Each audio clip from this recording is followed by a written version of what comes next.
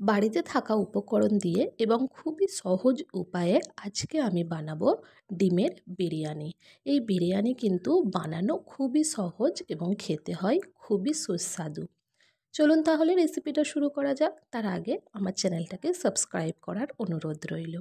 ডিমের বিরিয়ানি বানানোর জন্য এখানে আমি 500 গ্রাম বাসমতি চাল খুব ভালো করে পরিষ্কার করে ধুয়ে নিয়ে আধা ঘন্টা আগে ভিজিয়ে রেখেছি। এখানে আমি একটা পাত্রে জল গরম করতে বসিয়ে দিয়েছি চালটাকে রান্না করে নেব বলে। জলের মধ্যে আমি দিয়ে দিলাম স্বাদ অনুযায়ী লবণ, দিয়ে দিলাম 2টো তেজপাতা, 2টো এলাচ, 2টো দারচিনি, 2টো লবঙ্গ আর 1 টেবিল স্পুন জিরে, আর দিয়ে দিলাম 1 টেবিল স্পুন লেবুর রস। লেবুর রসের বদলে আপনারা সাদা তেলও ব্যবহার করতে পারেন। তারপরে ধুয়ে রাখা চাল দিয়ে আমি চালকে 70 to 80% সেদ্ধ করে নেব। চাল যখন 70 to 80% সেদ্ধ হয়ে যাবে তখন এটার আমি জল ঝরিয়ে ওপর থেকে ঠান্ডা জল দিয়ে নেব, যাতে চাল ওভারকুক না হয়ে যায়। দেখতেই পাচ্ছেন চালটা কতটা ঝরঝরে হয়েছে। তারপর আমি এখানে নিয়েছি 2টো সেদ্ধ আলু আর 4টে সেদ্ধ ডিম। আলুগুলোকে আমি লবণ দিয়ে 50% সেদ্ধ করে নিয়েছিলাম। এখানে ডিমের উপরে আমি কাঁটা চামচের সাহায্যে একটু দাগ লাগিয়ে দিলাম। তারপর এইখানে আমি তেল বসিয়ে দিয়েছি। তেলের মধ্যে আমি দিয়ে দিলাম 2টো স্লাইস করে কেটে রাখা পেঁয়াজ। পেঁয়াজ দিয়ে আমি এটাকে পেঁয়াজ বেরেস্তা করে তুলে নেব। পেঁয়াজ যখন হালকা ব্রাউন হয়ে যাবে তখন এটাকে আমি তুলে নিচ্ছি। তারপর তেল কমিয়ে নিয়ে আমি ওই একই তেলে দিয়ে দিলাম আলু। আলুকে আমি যেহেতু লবণ দিয়ে সেদ্ধ করেছিলাম তাই এখানে আলু আমি এমনি খুব ভালো করে লাল হওয়া পর্যন্ত ভেজে নিচ্ছি।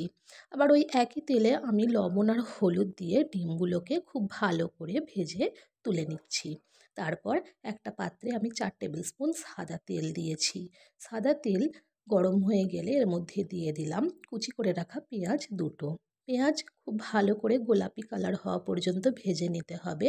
পেঁয়াজ যখন হালকা গোলাপি হয়ে যাবে তখন ওর মধ্যে দিয়ে দিলাম 1 টিস্পুন আদা রসুন বাটা। আদা রসুন বাটা খুব ভালো করে ফ্রাই করে নেব যতক্ষণ না তার গন্ধ চলে যায়। তারপর দিয়ে দিলাম একটা টমেটো। টমেটো দিয়ে আমি দিয়ে দিলাম লবণ, যাতে টমেটো তাড়াতাড়ি সেদ্ধ হয়ে যায়। তারপর দিয়ে দিলাম 1/2 টিস্পুন হলুদ গুঁড়ো, 1/2 টিস্পুন লাল লঙ্কার গুঁড়ো, 1/2 টিস্পুন জিরের গুঁড়ো, 1 টিস্পুন ধনের গুঁড়ো আর 1 টিস্পুন গরম মশলা দিয়ে খুব ভালো করে মশলা কষিয়ে নেব।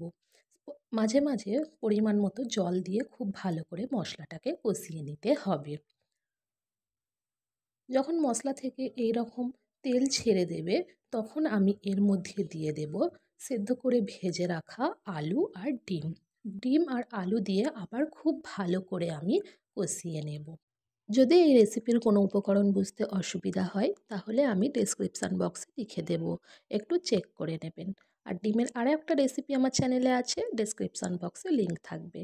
এখন আমি এখানে পরিমাণ মতো জল দিয়ে আবার খুব ভালো করে মশলা কষিয়ে নিয়ে লো ফ্লেমে 5 মিনিট রেখে দেব। 5 মিনিট পর ঢাকা খুলে দেখতেই পাচ্ছেন আমাদের মশলা পুরো রেডি হয়ে গেছে। ওপর থেকে আমি এখন ছড়িয়ে দেব কিছু পেঁয়াজ ভাজা বা বেরেস্তা দিয়ে আবার খুব ভালো করে কষিয়ে নেব। আর আমি এখানে দিয়েছি ধনেপাতা। ধনেপাতা দিয়েও নাড়াচাড়া করে নিচ্ছি। তারপর আমি এখানে দিয়ে দেব সেদ্ধ চাল। চালগুলোকে দিয়ে খুব ভালো করে আমি এখানে চারিদিকে ছড়িয়ে দেব। তারপর ওপর থেকে দিয়ে দেব পেঁয়াজ বেরেস্তা, ধনেপাতা, দিয়ে দেব সামান্য গরম মশলা, দিয়ে দেব কেওড়া জল আর গোলাপ জল।